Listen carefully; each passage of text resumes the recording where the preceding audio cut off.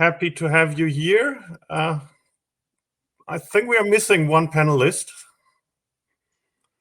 Perfect, Amir. Great to see you. So I'm very excited about hosting this panel. I was excited when Natalia invited me to chair it, but I was even more excited when I had a chance to already meet my panelists beforehand, because it's really a prime selection, and they are perfectly casted, one representing wellness, one representing health, and one representing sports investment. So we'll try to keep it a little bit competitive today to see who can convince everyone best that theirs is the most relevant area. But maybe we just start with a round of introductions. So Anne, do you want to introduce yourself? Sure, thank you. So thanks for being on this panel. So my name is Anne. I'm the CFO of Lead Sports and Health Tech Partners. So in the end, we are working with sports and health tech companies, because what we see is that the future is more or less hybrid. So we will see a lot of health tech, a lot of sports tech, and that this will intervene. We are an investment ecosystem. We start with an academy program. We are in Germany as well as in the US. And then we have a lot of follow-on investment vehicles. So we try to invest in our superstars via funds. We have a seed fund, we have a Series A fund, and that's how we create an ecosystem for our startups and the entire sports and health tech world. So that means you have a full setup to work with them very early, but for a long part of the journey. Yeah, and that's not the only idea. To put in money, but also to help them with a lot of connections. Yeah, so that's the idea behind the entire ecosystem. So what we do is, in the end, we try to introduce them to our entire network to help them grow and develop over time. And we also help them via ourselves. So we are, I think, totally keen to work with our startups and to help them wherever help is needed. And talking of the quality of your network among your backers is very much the whole Adidas family group. Do you want to explain that connection? So yeah, the company, so Lead Sports, was founded in 2015, 2016. And the idea behind was telling young startups how they can form their own legacy, like Adidas did when he invented the Adidas shoe and created the greatest legacy ever. So, and the idea behind our program and our ecosystem is to also make people able to come up with their own legacy. Great. Let's move to Israel. Amir, do you want to introduce yourself?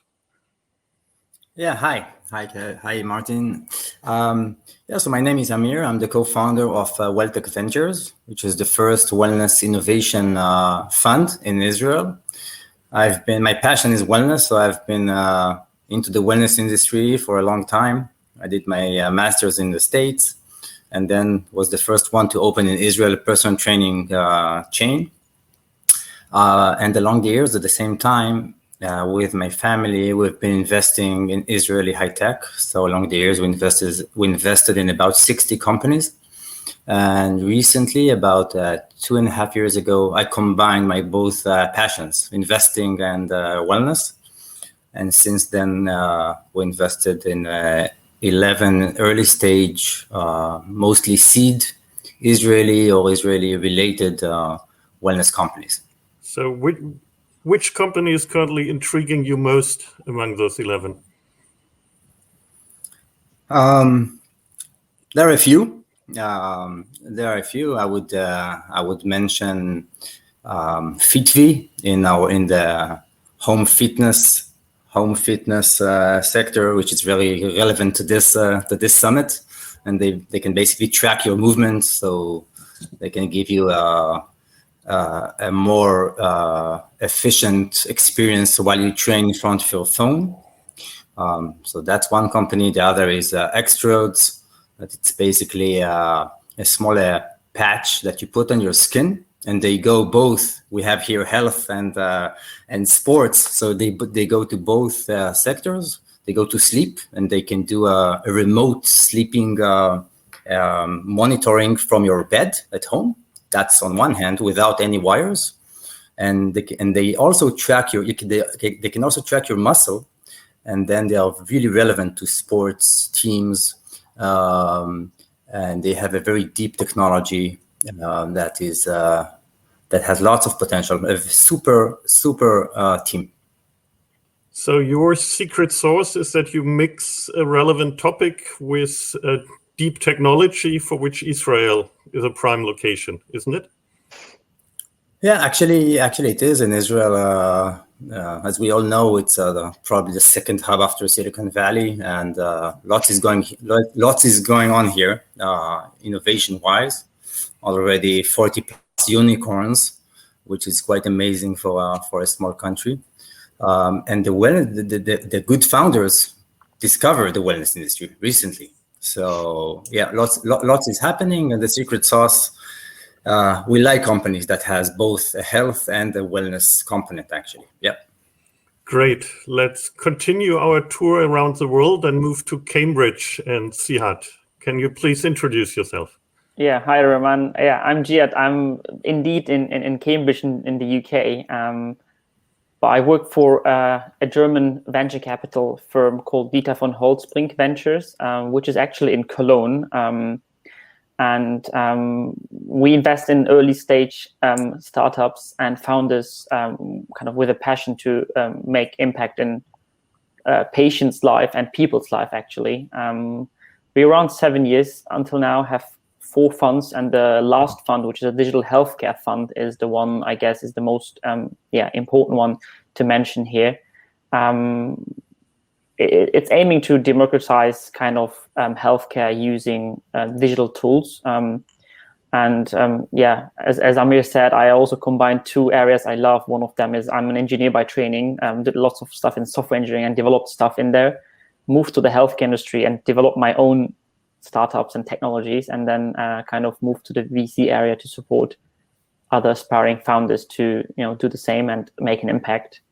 That's pretty much it from our side, I think.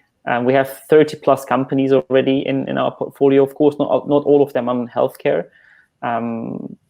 Starting from space tech, education tech, healthcare, everything is included in a way. And we're looking for early stage investors and to support them hands-on to do the impact in what we define as healthcare, quite broadly as digital healthcare. But happy to talk more about that definition and the kind of differences in lifestyle or wellness as the other ones described it. Yeah, I was impressed by the fact that your company decided to do a dedicated health fund and become more specialist. So there must be a strong investment hypothesis. So why is this a good place to invest? Well, we think that we can use software or digital tools to kind of firstly improve patients' well-being when they are sick, but we can also use it to prevent it, actually. And also the third one is, help the whole area to be more robust with democratizing some of the tools which no one had access to as much as we are doing in Cambridge or in Germany. So it's an exciting place, and we have the network, as I think Anna was saying, they have the family of Adidas behind them, and we have very strong offices behind us as well who are really pushing the area as well. I'm taking care of that fund. It's really exciting, looking forward to the future. Great. On that area. I have seen your first investment in the fund, and given that's a company that my incubator incubated and a founder I prepared for negotiations with VCs, can you maybe explain about that investment and what you liked about them? Yeah, so it's pretty amazing what you did, and I'm looking forward to the next one you do. It's called Vitonomy. The founder is Dr. Simon Sonntag, a brilliant guy, an expert in the area of digitalizing clinical trials in order to make sure that we are using less animals and less humans for the clinical trials of medical products, which is a big thing. You can reduce risks, you can reduce cost, and you can increase the patient safetiness by using software simulation tools to do some of the stuff you are normally doing in animals or even in humans. So that's really exciting. So Martin, thanks for the incubation. He did well in his negotiations in BC. He's a nice guy already, so it's working out great, and we're looking forward to make the impact with him. Glad to hear that. So, as I said, I would like to make it a little bit competitive. So what I prepared is we have a little audience poll where we ask our audience whether they actually, at least at the beginning of our discussion, think sports, wellness, or health is the hottest of the three areas. So if each of you could put in a 60-second pitch why sports, why wellness, or why health is a little bit cooler than the other two who can also be cool, that would be great. Anna, can you get us started? Sure, I will try my very best, even though I think that sports and health tech is kind of, we have to put it together because we can really learn or we will get a lot of health tech and health in the sports tech area. But what I think is what is great about sports tech is that we will see now a lot of personalization, a lot of gamification that will make it even more, people will get kind of addicted to it, even though many of them are still addicted, but with new wearables, with new technologies, with new tech stuff, with new tests, like the DNA test before or blood tests, I think we can really get great athletes out of all those data we gather, as we will get heart rates, we will get DNA results, and we can really help people behave better, train better, eat better, and become in the end a healthy and mental well-being person. And that's because of sports and health tech in the end. Great, great pitch, Amir. And you're still there to argue for wellness. Yeah, I think it's easy for me. I think wellness is we have the privilege to invest in wellness, which is not only an industry today, but a revolution. And I think wellness combines both sports and health. Until recently, the health guys, weren't good friends with the wellness guys. But after COVID, during COVID-19, post COVID-19, everybody wants to stay healthy and not to wait to be striked by wellness. So today, the whole self-care, prevention, telemedicine, which take components from sports tech on one hand and health tech on the other hand, everybody wants to feel like an athlete. So I think really the wellness industry is in between, and that's why you should choose me, of course. Okay. Cihat. Well, I personally do a distinction between healthcare and lifestyle and well-being. If you, Amir and Anna are kind of joining together now because they find a common space in healthcare. Coming from the academic environment, we speaking about evidences. We need to make sure that the people who are claiming to do some stuff, doing some stuff. And unfortunately, what happened 3 days ago was that the regulation in the European Union changed for that. So most of the companies who are claiming to be healthcare are going to be lifestyle, and people who are lifestyle suddenly are becoming healthcare.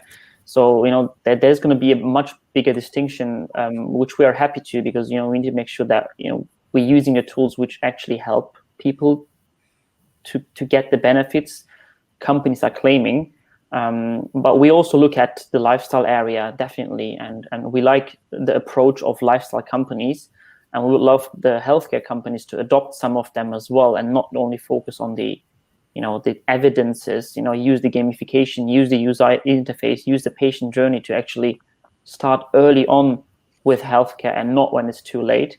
So in the end, I think, if you define the people's journey to become a patient journey, I think wellness and lifestyle can help to prevent that. And when it's too late, we can actually, make sure that we are there to help with the digital tools, which actually help patients to handle the disease or the sickness much better. So we believe healthcare needs to be evidence-based, but we are not ignoring the lifestyle area or the wellness area at all, because we think it's the beginning and it's part of it. Okay. Thank you very much. We got the audience engaged, and actually, based on what I see, we have health leading with 53%, wellness, it's still moving, 50%, falling. Sports is catching up. So we have health in front, wellness second, and sport third, which may just be to the fact that it's maybe a little bit more niche than the other two, as it is maybe a slightly smaller area, but maybe, Anne, maybe I give you some bonus seconds and you can explain us about one of the exciting investments you did in this space. Can you elaborate on Wingfield and smart tennis? Yeah, I think I have two good examples here, and I think that will show why sports tech is so important and why it is really a hot area in the end. So first of all, Wingfield is, that's the smart tennis court. So we invested in Wingfield in 2017. Wingfield was part of our first cohort in Berlin, and they tried to digitize the tennis court in the end so that you can play, for example, on-demand matches that will have an effect on your ranking with the German Tennis Federation, for example. That's the latest partnership they announced and the largest, and they will come up with a new product that really allow you to play a tournament wherever you are with a person who's also ranked, and you can change your ranking and become a better tennis player in the end. Coaches use Wingfield to really get an idea how to train their tennis players better. That's another angle of Wingfield. And you as an end user can use it for the same section. So just see a lot of videos around your training in the end and become better, while you can compare yourself with Rafael Nadal, for example, and try to get the best forehand or the best backhand ever. So therefore, Wingfield is doing a lot on the tennis court, but we also have a company in the US that's Tersa, and I think they are a really good example how sports and health tech will come together, because what they do is in the end, they offer a home gym, but they also are able to diagnose a bit of if you are injured and if you have any problems when it comes to physiotherapeutic stuff. So you can really train with them, and you can really change your kind of your how you first of all train, and in the end also become better in moving, for example. So they have an entire system that helps you not only to become a better athlete by training with great coaches, but also by preventing a lot of physiotherapist stuff in the end. And therefore that shows how it comes closer together, health and sports tech. And it's not just sports tech in the end. It's we have to see it in a combined way. No, that's a great company indeed. I watched the pictures from your last demo day, and that one really struck a chord. So as we have an audience of startups, you as investors, of course, always depend on deal flow. So I thought I maybe give you like 60 seconds to reverse pitch why you are an attractive investor and who should contact you for the right motivation. And maybe Amir, if you can get us started to explain what you can contribute to startups beyond money. Yeah, so basically, we are a centric fund. We do wellness innovation early stage. At this point in our region, where we feel we have the connections and the ability to do a thorough due diligence. So basically, it's in Israel or Israeli related. We look for disruptive technology, dedicated founders, and immense market potential in the wide definition of wellness. So it could be fitness, nutrition, beauty, stress, mental sleep, wellness, real estate, sustainability. So we have an investment in food tech, but not everything in food tech is wellness, of course. Everything only things that can contribute to your health. Of course, sports tech, there are elements that are very relevant to wellness. So really on the wide range of the definition. And the founders are the most important thing. Ideas change. good founders, responsive founders with big vision and dreams. That's what we're looking for. Great. Cihat? Yeah, I mean, I would basically start with, we're an early stage investor, so we're basically a VC, which is pretty much hand-on with the founders, and we like to work with them and becoming a sparring partner in the beginning. And why they choose us, I think, Martin, you said that you were surprised that we went into the healthcare domain, and we have expertise from other areas. So what we do here now is basically combining two areas together and having the expertise in the healthcare domain.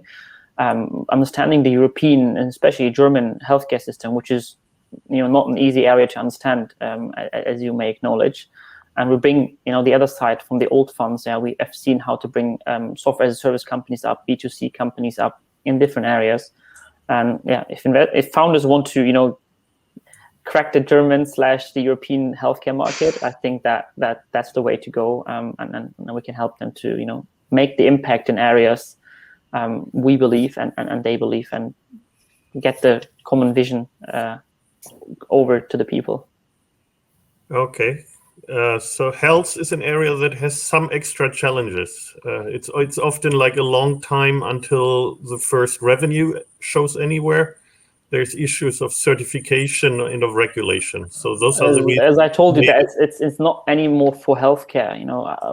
I can look at honest companies and say, well, this part of what you're doing now, unfortunately, is not sports anymore because you're using the word diagnosis, and then suddenly you become a 2A class certification in MDR.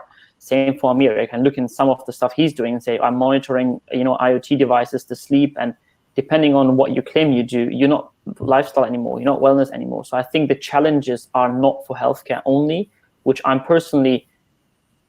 okay with, because we need to make sure that, people do the things they claim to do, even though the MDR regulation needs to, get a bit more tighter in areas where we actually want to position ourselves as lifestyle or wellness and, stay in that frame.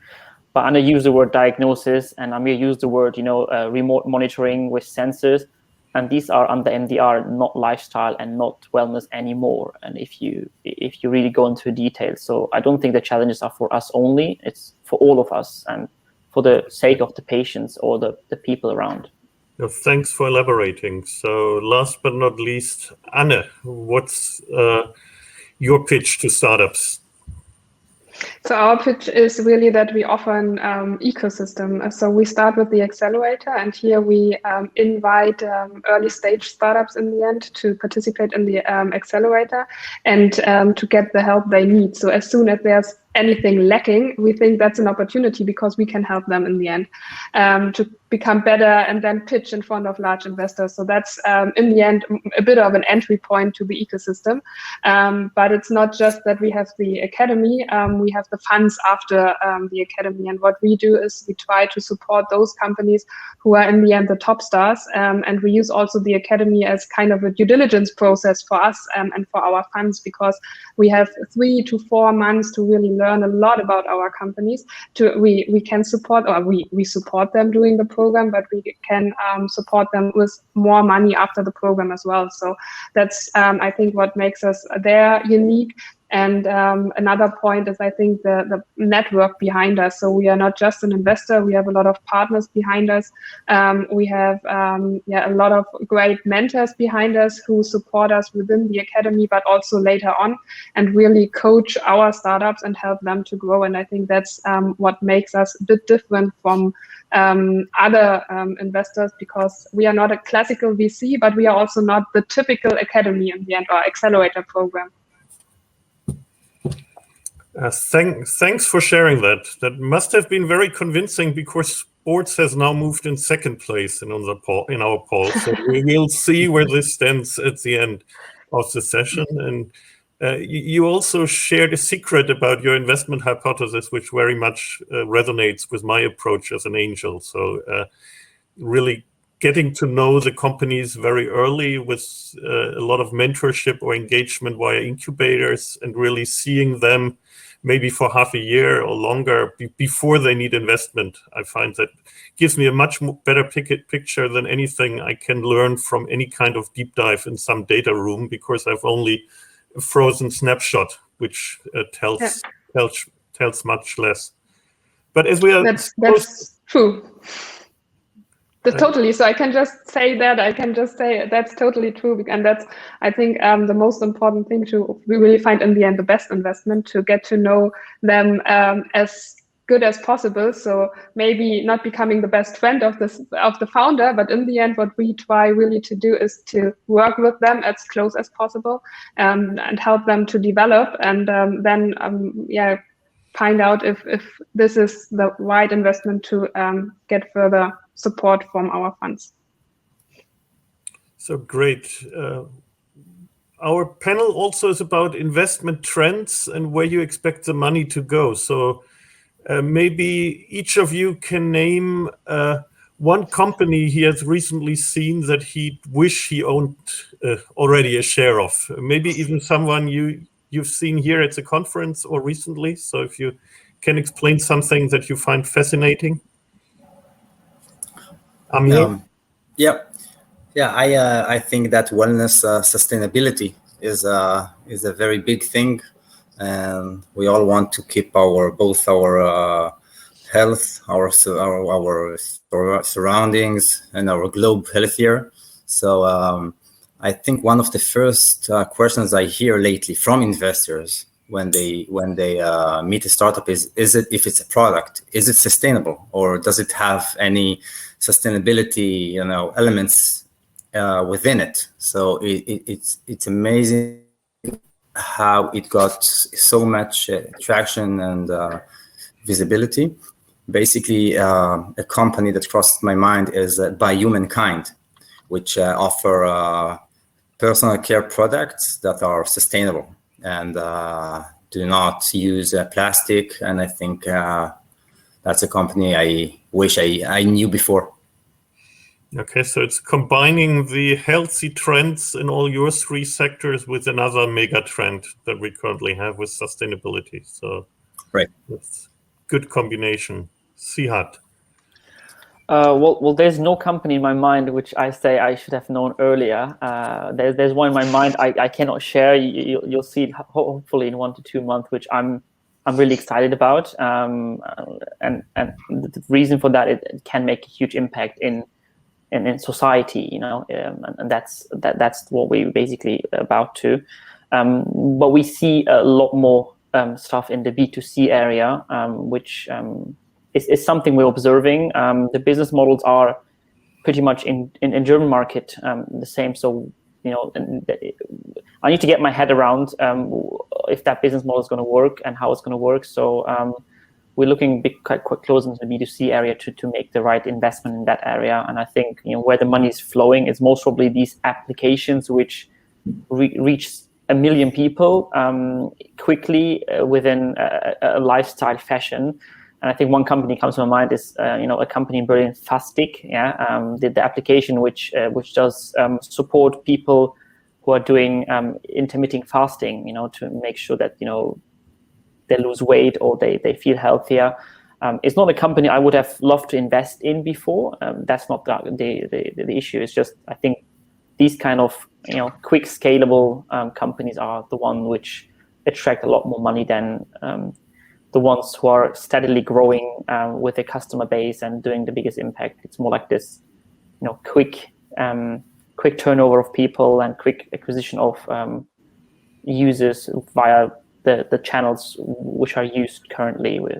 I think this is where we see a lot of deal flow coming, and also lots of big investments done with a certain area of VCs.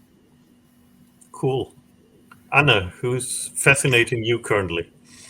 So I think I can just also say that as we are that early on, I think for our academy, we have a great selection and scouting team out there, and they find the deals that are the ones we have to invest in. So therefore, we have a great team, a great deal flow, a great pipeline. So I think we invested in all companies we we wanted to invest in, so therefore we didn't miss out anything. But what I think will be hopefully part of the future is, first of all, yes, sustainability. That's great. But what I would love to see is a bit more diversity into the founders, into funds, because what we also try with our cohorts is really to have diverse founders with us, so that we can learn from them as well. So I think that's important, that we also grow with our founders on special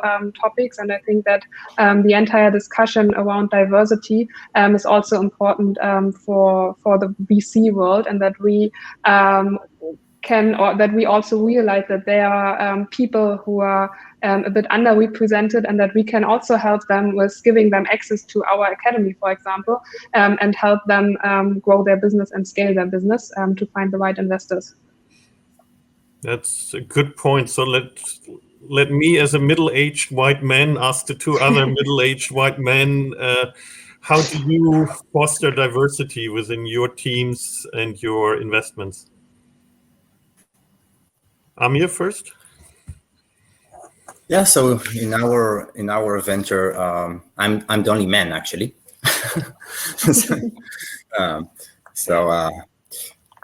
That tells the story. I think on the founders front, we look for both, man and woman founders. For us, it's really, as we go along, lately we see more and more female founders, which makes me personally very, very happy. We already have among our 11, I think, 2 or 3 brilliant founders, and we are in a dialogue with a few companies that the founders are women founders. And in Israel is a complicated region, of course. We look the wide range of the demographics in Israel, and we try to do our best in this. Thank you. Cihat? I'm totally with Anna and Amir on the topic. I mean, I personally, and that's not for DVH, it's my personal opinion, is that I'm looking for passionate founders, and I personally I'm a humanist in a way. I look at the human and not the gender or the culture behind it. And that's the reason when the diversity topic is definitely something which, that there is a legacy problem in the society with that. I mean, in our case, we see that a lot, because sometimes we get lots of academics coming and doing some stuff, and they're coming from natural sciences sometimes. And then, if you go back, the legacy problem exists. But I personally don't look at these factors. I don't want to create the same problem. Yeah, we focus too much on male, now we should focus too much on the female. For me, it's literally needs to be. For me, it's natural, but we're doing our best, to do these sessions for female founders only, for underrepresented areas, and we do it a lot. But I personally, I see the human behind it, and not the gender or anything related to culture or background or ethnicity or something like that. That's my view on that. But I appreciate the comment that we need to do a lot more, but I'm not sure if focus on the other side is the right approach of doing it. It needs to be we need to go there in a much more correct way. But yeah, we as DVH Ventures try to do the same things as described by Amir and Anna, and trying to push hard to get there.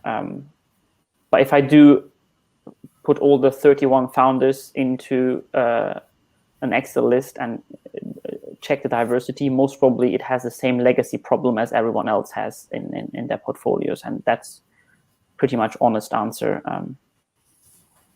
But yeah, so humans instead of any diversity. So I see that more than anything else.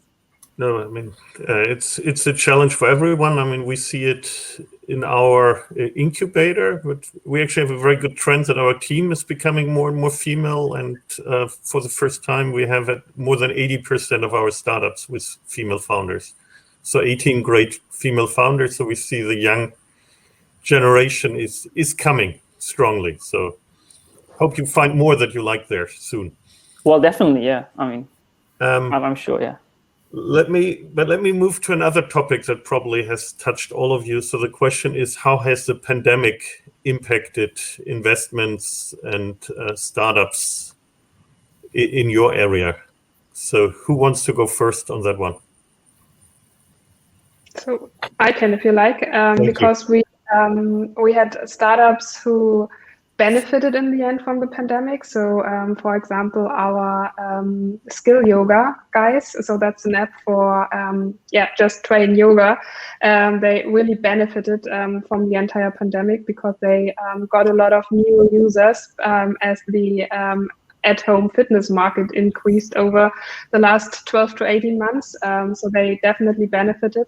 But we also had a lot of companies who struggled with the pandemic. But so far, to be honest, no one had to go bankrupt. So they really made their way through the pandemic. And to be honest, I'm really proud of all our startups because they found a way to solve the pandemic for them in a good way in the end. They all used the time to pivot a bit. We have a great company in India called Router who started in esports and gaming instead of focusing on live sports. And they all took, in the end, the pandemic as a chance to also think about their business model and what they can do to become better. That's a great point. So stressing how agile our startup founders are also in terms of adapting. I remember an interesting moment at the beginning of the pandemic when we made a poll with our startups, whether it's an opportunity and a risk. And we had like 90% in the opportunity camp. And actually, let me admit, the one dissenting vote was mine. So I was less optimistic for them, but seeing how quickly they adapted, I really admire founders for that ability. But Amir, how did the pandemic impact wellness? So basically, COVID-19 accelerated the importance of keeping a healthier lifestyle. So we were there before, and it accelerated our visibility and our portfolio companies. Of course, some of them had difficulties in certain times with the raising, but if I look at it on a macro level, the wellness industry got lots of visibility and importance, especially I would say the mental wellness, sleep, mindfulness. Today, we can find so many more startups and interesting ones that were established during the pandemic. So I think wellness industry is here to stay. It's a 4.5 trillion industry, and it's more related to health, as we spoke before, and self-care, prevention, everything. The boundaries are blurred. So basically, COVID-19 did good for the wellness industry. Great. Cihat? So COVID did good, and it doesn't fit together, but I think I know what Amir means on that. I think I cannot say what happened to our portfolio companies, because when COVID actually happened, I was still in academia, so I started, in the end of it. But what I see personally is that the definition of personal health got broader. Okay, because people, I think, figured out that working from home, working remotely, what health actually means. How fragile we are as humans in a way in the biological system of the world.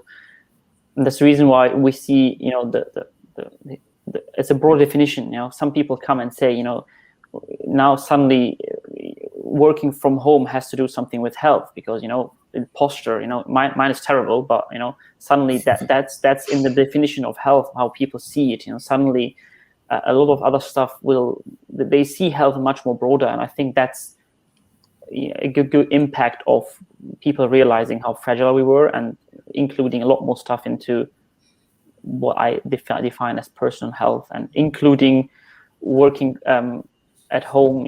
Sometimes even mental health, it has effects on the family life. Suddenly people realize I can do the stuff from home. I don't need to travel 312 days per year and be with my family, which has effect on mental health of, and the development of a child, maybe if you have one. So I think definition got broader of health, and I'm happy about that personally. Even without the investor focus, I think I'm happy that people see that. But of course, if you put the investment hat on or the investor hat on, of course, that means a lot more people are designing new tools of helping me how to sit and doing some sports at home, or drink more, or all of that is now health. Okay, I see we already have audience questions trickling in. But to everyone, there's also your chance to get a question through. So please use the ask a question or upvote those questions relevant for you. Maybe a last question, quick question from my side. Startups and investment always has also a lot to do with location. So what are like the top 3 locations you are looking first when expecting cool startups to emerge and that you shouldn't miss? So maybe Amir first. What are the top global hotspots for wellness? I think on top of Israel, I think the Scandinavians are countries with lots of well-being importance. I think Australia, Japan, and of course the States, especially the West Coast, but New York and the East Coast as well. Okay, so you left out Central Europe. I'm a little disappointed, but I let that stand. Cihat, which location? Yeah, I'll focus on the stuff Amir left out. So Central Europe, if you go for the European area, the healthcare hubs are pretty much defined in a way. Yeah, it's the German ecosystem is around Munich and Heidelberg, the area. It's Switzerland, definitely, the area between Lausanne and Zurich. These are the 2 ones. Cambridge, where I am, is in the area of biotech and genetics. This is the health area if you want to go. And I think an emerging one is Barcelona as well. But globally, I agree with Amir. There's a lot of cool stuff coming from Israel in healthcare as well, and lifestyle and wellness, and also definitely the US. From Asia, I'm not aware of the market as I can speak about it, but these are the 5 I would say. Well, that's already a very good selection. Anne, which locations do you always observe? So in the end, we look globally. So we really try to get a broad overview and invite everyone to apply for the academy so that we get a global overview. But what we see at the moment is that 57% of our applicants come from North America. But we try to engage as much as possible from all the other locations, because there's a lot of cool stuff in Europe. There's a lot of cool stuff in Asia.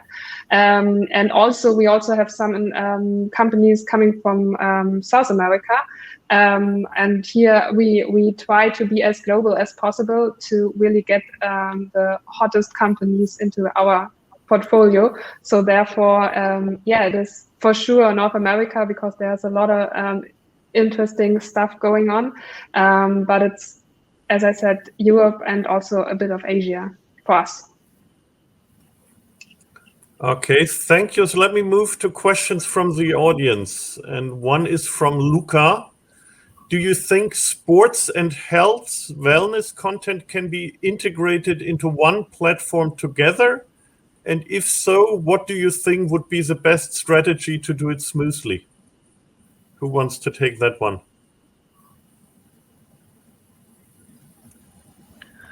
To be honest, I think it's possible. Yeah. And maybe just and then it's Cihat. I think it's possible, and I hope that, for example, Tersa will be that company who makes it easy to combine all this in their personal gym at home. And that's therefore I think, as I have seen what Tersa is able to do with their system, I think they made a great step to reach an all-in-one solution. Great. Someone else wants to add to this? I just want to say that virtually integrated platforms or horizontally integrated platforms are more common, because people are starting to realize that whatever they do is linked to something else and something else. And we see it as an evolution. A company of us, Humano, started with helping companies make their own employees healthier, and then they move to other areas and integrate with wellness and lifestyle. It's possible, and everyone is doing it. So I don't think there's going to be one survivor of that one platform you want to go and have that. But I think the trend is going towards becoming platform in some sense. That's the trend we see, and also push for our own companies to try to figure out to get a lot more from the users. Yeah, I think also the boundaries are blurred, and we all look at a holistic approach for for your optimal health. So some insights come from sports, some from deeper health, and some from wellness. So you can find already lots of platforms that combine all of them, and I think it's a very interesting, it's a very good question actually. Thank you. We have one more question from Elena Lipilina that brings us back to the topic of diversity that also strongly resonated in the chat. The question is, in which category, sports, wellness, health, in your view, would fall a platform that creates an ecosystem for recreational, grassroots team and club sports, connecting them with their diverse audience, especially women, LGBTIQ, elderly, and persons with disabilities?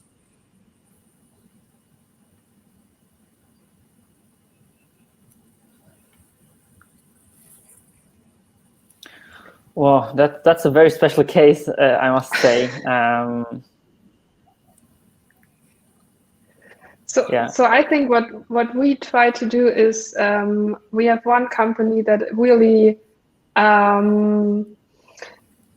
tries to create a community in the end and invite everyone to the community, and that's Break the Love. It's about tennis, and here, we don't have the disabled people, unfortunately, in there, but they try to create a community where you can, in the end, compete against everyone. And everyone is invited to book sessions there, to come together, to play tennis together. And they really focus on the recreational tennis instead of the professional one. So therefore, that is one company I could just put from our portfolio. And here we also have female founders. That's really special. There are also people of color in the end, so that's really a strong company on a diversity angle from the founder perspective, but also from what they try to create at the moment in the US with recreational tennis. Martin, just quick question on the person who asked the question. Why do you want to be categorized in one? This is, I think, a question, because the question started was like, in which category would it fall? I mean, I don't think that you actually, it's not, I don't know why that person wants to be in a category. I think it's not I think it's unnecessary. Maybe the question is also into which of the three fields would it fall in terms of reaching out to an investor? If it is more like community, grassroots sports, various topics. But I mean, reaching out to all of us would be the best way, because every feedback you will get is valuable anyway. So I would urge to, not. Of course, you need to know the VCs to not waste time. But in that sense, if it's for feedback purposes, definitely. But you don't need to be categorized in one, except you're looking at certification problems. Then definitely you should be categorized. Okay, so we have. That actually is one of the questions. How does one reach out to the three of you if one believes one has the right pitch for you? That's from Jim Beatty. I think you, Cihat, even just put your connection. We have a type form. You can reach out as the quickest way to reach us and to get the right feedback on the timely manner, I think. But you can also reach out to me on LinkedIn and we can speak. Or email is also possible. Everything is online. So yeah, and Eleanor just responded in the chat. So it was indeed a question: in which investment portfolio would such a topic fall, and we learned that Anna has something quite similar in her portfolio, which I consider impressive. And it sounded you might also be willing to take a look. But how to reach out to Anna and Amir? Anna first. So as more or less the same way Cihat mentioned, so just on the website we have kind of an application format, just fill it out and then you are in the funnel, but you can also reach out via email, LinkedIn. I think also everything is online, so just reach out, that's the easiest way. And Amir?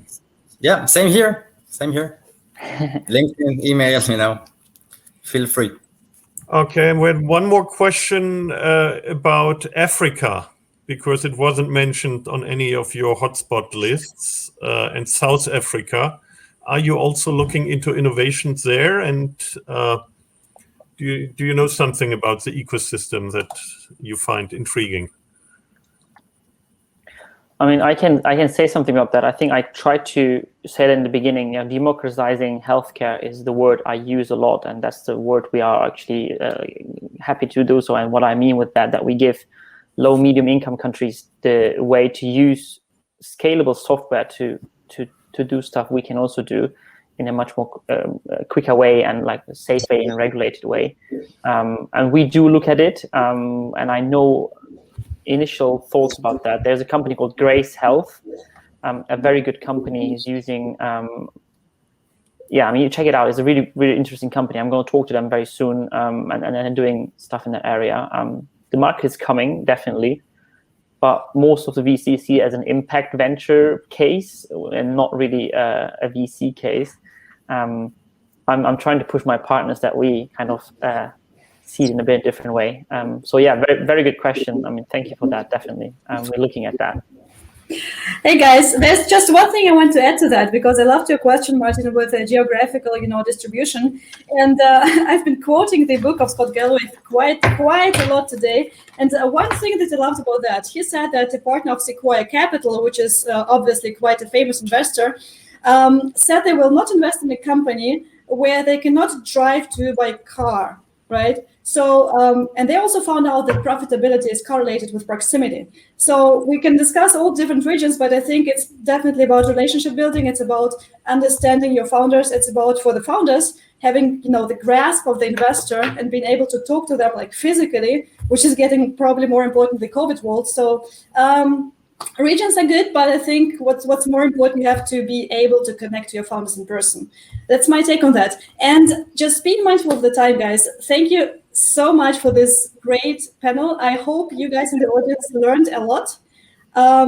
Personally, I did. If I start my next company, I will get back to you. But first, we'll get this one started. So thank you again. And guys, was super fun with you. Thank you very much. Thank you, guys. Thank you.